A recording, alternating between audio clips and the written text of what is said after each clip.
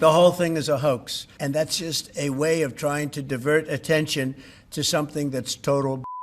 The Jeffrey Epstein case continues to shadow President Trump and his administration. Epstein was charged in 2019 with sex trafficking in minors, but died by suicide while locked up awaiting trial. Now, Trump and his team have been under growing pressure from both supporters and critics to follow through on the president's campaign commitment to make public a trove of government documents about the case. Would you declassify the Epstein files?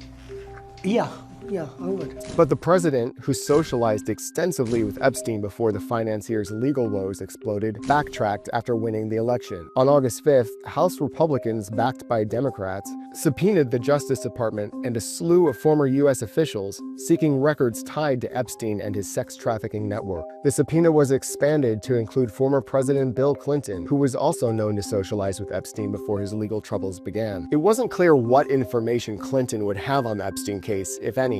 Both he and President Trump have denied any knowledge of Epstein's crimes. So how did we get here? To start, we need to understand Epstein's life before he was charged with sex trafficking in minors. He was a wealthy financier from New York who managed money for billionaires. He owned mansions around the world, including on a private island in the Caribbean. He moved in the highest circles of power: royalty, politicians, celebrities. Trump and Epstein's relationship goes back decades. In 2002, Trump told New York Magazine that he'd known Epstein since the late 80s. There's even a 1992 video showing Trump and Epstein at Mar-a-Lago with Ghislaine Maxwell in the background. In fact, that's where he met one of his most well-known and tragic victims, Virginia Giuffre, who worked at the president's spa. Trump now says that his falling out with Epstein has to do with Epstein taking her from his resort. He stole her. In 2009, she sued Epstein under a pseudonym, alleging he and his powerful associates, including royalty, sexually abused her as a minor. It's not how Jeffrey died, but it's how he lived.